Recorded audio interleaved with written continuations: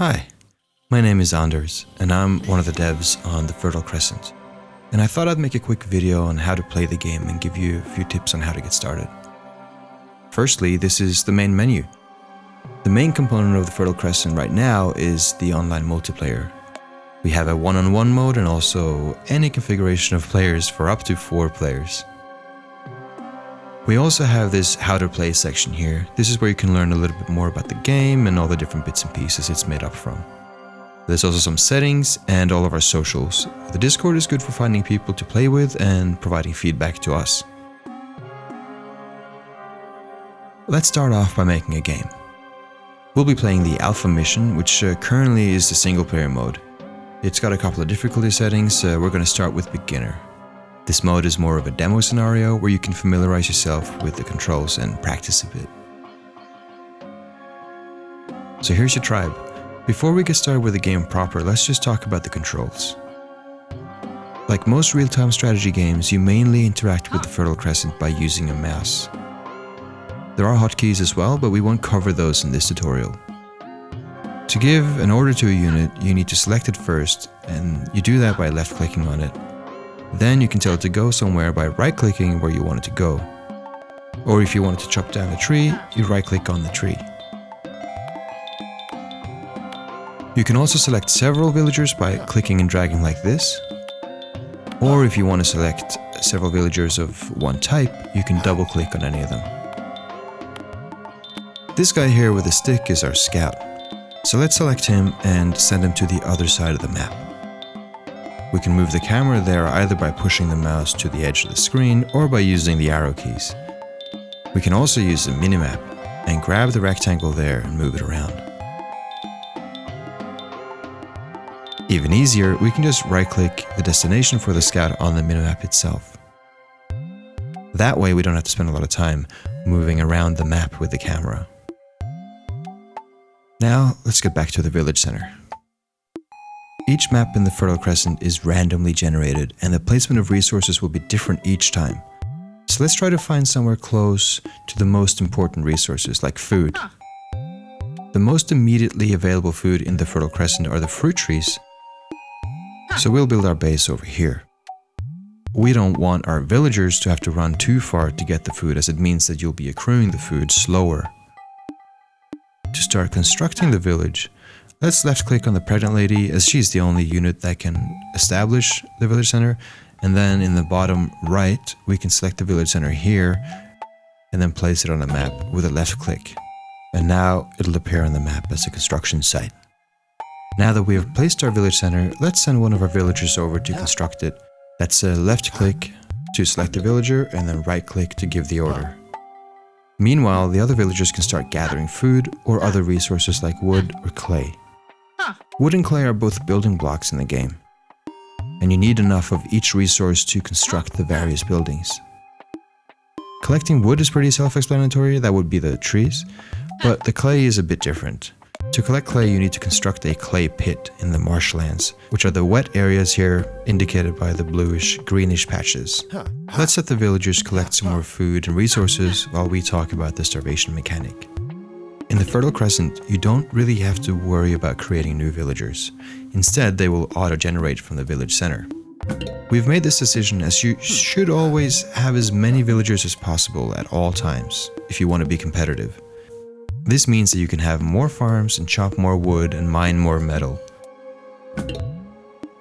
You can also see here that the ground is different colors. That is because not all land is fertile and there are different levels of fertility. So in the marshes, where we also find the clay, and the deeper green patches, the earth is very fertile. The greener the ground, the more fertile the earth is. You can click on a tile to check its fertility at the bottom of the screen here. Currently, we only have the fruit trees to sustain us. And we should be thinking about moving our food supply from fruits to farms, as we eventually will run out of the fruit trees. Let's construct a farm now. We can find it in the construction menu here, and also let's find a plot of land that is fertile. You can see here the little fertility indicator that appears above the farm as we're looking at placing it. It's important to note that the farms cost wood to construct, while the fruit trees are free. And it's still a bit early in the game to be placing these farms. It's best to wait until you start running out of fruit trees, or even a little bit before. You don't want to get caught out without any food. If we look at the top of the screen here, we can see the food surplus meter. This will give you a sense of how much food you have in your stores and your current consumption. You can also see here how the food surplus is impacting your villager generation. Like I mentioned before, the villagers are created automatically, and it's in your best interest to have as many of them as possible. And if you have a high food surplus, this will happen much faster. If you are at a food deficit for too long, then you'll risk your villagers revolting against you and abandoning you, resulting in losing the game. Of course, more villagers mean more food consumption, so if you want to halt villager production for a while, you can do so from the town center. Another thing that will limit your unit generation is the housing. In the upper left, you can see how many villagers you have and how many you can fit with the current amount of dwellings you have. Let's construct a new dwelling to fit some more villagers. Select a villager here and look for the menu at the bottom right. This menu is contextual and will change depending on what units or buildings you have selected. Let's go to the building menu, find the house and place it. Now the villager will automatically go and construct the building.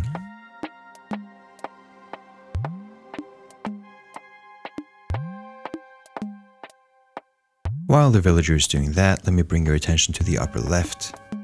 This is where we put the research menu. Here you can research new technologies that will improve different aspects of your tribe. I recommend reading through these so you can make informed decisions about what to focus on and in which direction you want to advance your tribe. It's smart to get started on this as soon as possible so that you can get ahead of your opponent.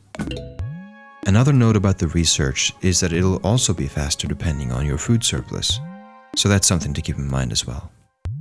I'll also quickly show you how to create the military units. We have two buildings that generate military units in the game. The barracks trains melee units, while the archery range trains ranged units. Let's construct the barracks here and click on it to see the units it can train. Some of these are inactive right now, and that's because we haven't researched organized warfare yet. I'll let you do that in your game. For now, let's just create a light axeman. While he's being trained, let's have a look at the white flag here.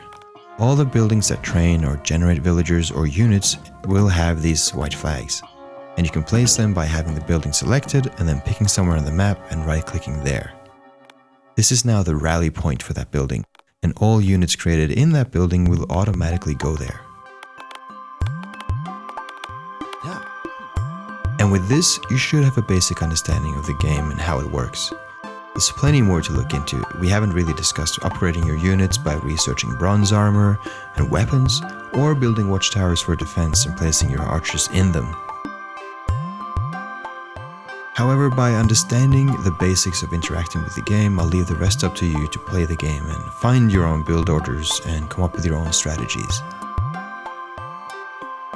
Thank you for watching and for playing the game. If you haven't played the game yet, it is currently free on itch.io, and I've included a link in the description for the video. I've also included a link to our Discord server where you can get in touch with us or find someone to play the online multiplayer with. We look forward to seeing you there. Thanks.